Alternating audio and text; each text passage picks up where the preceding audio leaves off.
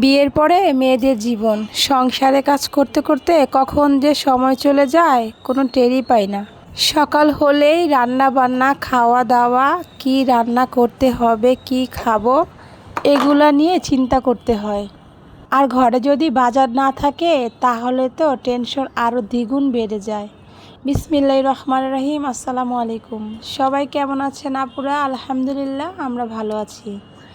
আপনারা কে কেমন আছেন অবশ্যই কমেন্ট করে জানাবেন। আজকে আপনাদের ভাই অনেক সকালে ঘুম থেকে উঠেছে। কিছুদিন ব্যস্ততার জন্য আপনাদের ভাই বাজারে যেতে পারছে না। আর এই দিক দিয়ে ধুম বৃষ্টি, সকালে বিকালে সন্ধ্যায়। তো মাছের বাজারে যেতে হলে তো সকাল সকালই যেতে হয়, তাহলে তো ভালো মাছ পাওয়া যায়, একটু তাজা তাজা মাছ দেখে আনা যায়। তাই আপনাদের ভাইয়া সকালের আরামের ঘুম নষ্ট করে চলে গেছে বউ বাচ্চার জন্য মাছ কিনতে।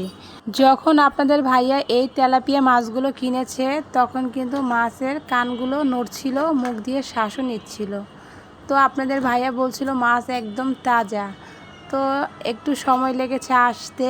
তো আমাদের এখানে অনেক বড় একটা আড়ত আছে, ওইখানে অনেক ভালো ভালো মাছ পাওয়া যায়। তো আমরা যদি মাছ কিনি তাহলে আপনাদের ভাইয়া ওখান থেকেই মাছ কিনে নিয়ে আসে। তো এর জন্য সব সময় পায় না, যেতে পারে না। তো এইখানে আরও দুইটা মাছ নিয়ে আসছে, এটা হচ্ছে পাঙ্গাস মাছ, এটা তো সবাই চিনে। তো পাঙ্গাস মাছ সবাই কিন্তু খায় না, অনেকের অপছন্দ আর অনেকের অনেক পছন্দের একটা মাছ।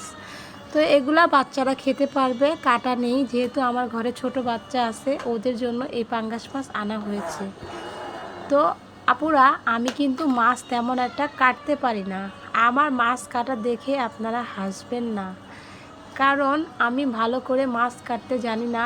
আমার মাছ কাটা জানি ভুল আছে, যদিও পারেন আপনারা আমাকে বলে দিবেন কিভাবে মাছ কুটলে সুবিধা হয়, ভালো হয়। মাছগুলো আনার পরে কুটতে একটু দেরি হয়ে গেছে, কারণ আমার বাচ্চারা কিন্তু ঘুম থেকে উঠেই গেছে। তো ওদেরকে নাস্তা টাস্তা করে দিয়ে খাওয়াতে গিয়ে আমার মাছ কুটতে একটু দেরি হয়ে গেছে। আমার কিন্তু তেলাপিয়া মাছ কাটা শেষ।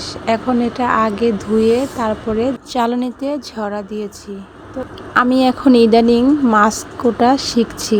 আমি আগে কখনো মাছ কুটতে জানতাম না, কারণ আমার মা আমাকে সব সময় মাছ কুটে দিত। এখন আমার মা গ্রামে চলে গেছে, তাই আমার নিজের কাজটা নিজেরই করতে হচ্ছে। তারপর আলহামদুলিল্লাহ যতটুকু পারি ততটুকুই যথেষ্ট। আস্তে আস্তে সম্পূর্ণই শিখে নেব। কি আপুরা, ঠিক বলেছি না? তো এই যে পাঙ্গাস মাছটা কিন্তু মাশাআল্লাহ অনেক বড়, তবে ক্যামেরাতে ছোট দেখাচ্ছে। তাই কিন্তু আমি পাঙ্গাস মাছটা 2 পিস করে নিয়েছি, কারণ আমার হাতে ধরতে পারছিলাম না। তো আমার কিন্তু মাছ কুটা ধোয়া দুইটাই শেষ। এখন আমি এগুলো ফ্রিজে প্যাকেট করে রেখে দেব। আজকের ভিডিও এই পর্যন্ত। আসসালামু আলাইকুম। তো সবাই ভালো থাকবেন, সুস্থ থাকবেন আর আমাদের জন্য দোয়া করবেন। আমিও আপনাদের জন্য দোয়া করব।